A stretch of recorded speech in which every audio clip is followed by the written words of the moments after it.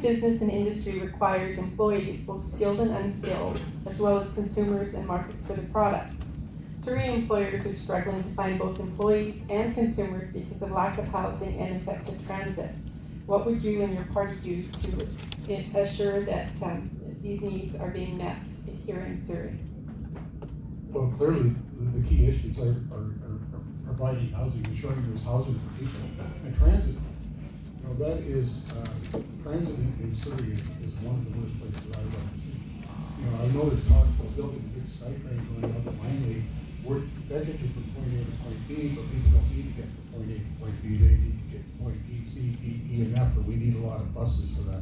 So we should be redirecting the money that SkyTrain is putting up and putting it into transit and buses, and certainly the housing. And then just, you know, from the employer standpoint, I mean, we need to ensure that people that are being hired and have housing, they need to have money, and we went out to see a minimum wage, and the minimum wage of $15 brought in immediately to at least allow people to put money in their pockets so they can rent a place to live. Thank you. This question is for Mike. With high housing and transportation costs, families in Surrey are often also hit by the high cost and low availability of childcare. How will you ensure that housing costs do not preclude the ability to access quality childcare? Well, I can't do that. There's a market up there, and it's doing what it's doing. And whenever government promises money, we must remember that it's our taxes. That's the only place they can get money. So if I give you here, I have to take from there. And so, yes, we need to look at the housing thing, and it's not going to get solved this election. I can guarantee you that. Because people don't want to give up their investment. They're working hard to keep their houses. And so we need to look for fairness, and we need to look for creativity moving forward. Thank you. This question is for Sarjeet. We know that senior citizens are increasingly facing precarious housing circumstances. The stress of this can have significant impact on health and wellness. With a rapidly aging population, we've seen a growing need for elder care, palliative care, and hospice housing. How do you propose to ensure, you and the NDP, propose to ensure access to the care and the housing that people who are aging need here in our city? I believe that housing has to reflect the need. So what I mean by that is if you're 70 years old and you have certain mobility issues, you need housing that fits your need at that time. If you're a young family and you have 3 children, you gotta have a house that fits that need so your kids have the space to grow and learn and play and so forth. So when we look at seniors in particular, I have aging parents, and I look at it from living in the island in a house to where they are now to what's next. And those resources and facilities have to follow through. People have mobility issues. So I think ultimately, from a non-institutional perspective, housing has to be created that has those low barriers, allowing easier access into a shower, toilets that are a certain height. Those are basic. When it comes to facilities, absolutely. We have a baby boom population that's aging quick. We don't have the facilities for them. Whether it be our hospitals, or whether it be care facilities, we're not prepared for it, and that's the reality.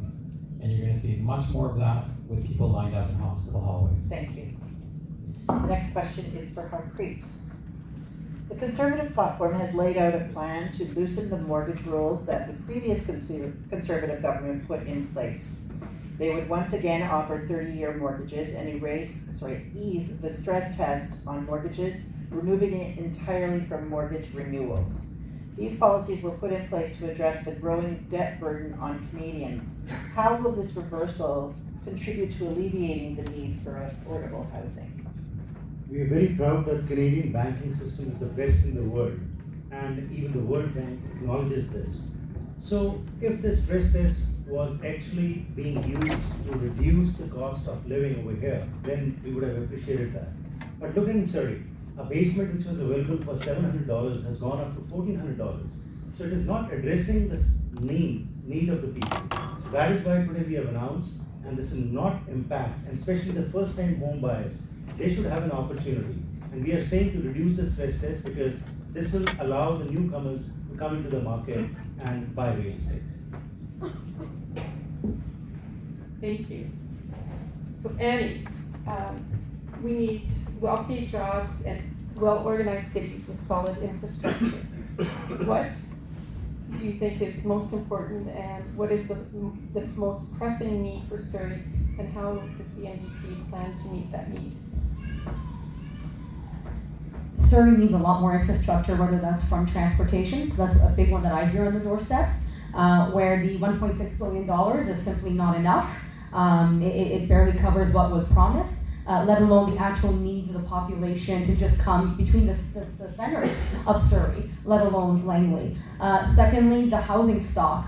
Absolutely, we need that affordable housing. Our homeless rates are jumping. I believe it doubled at the last count. So that need for affordable housing just has to be there. And I do want to touch on the idea of daycare. There's so many families that are paying more for daycare than they are, university tuition. It's not we can't, it's we must and we will, because it's happening in Quebec. It's happening in different parts of the world. We can make that happen. And I would just say generally that as we transition our economy to a renewable resource, away from the fossil fuels, that Surrey could be a great place to get that going, to bring new jobs, to create that new innovation, that new economy. We're seeing incredible corridors being built in that regard.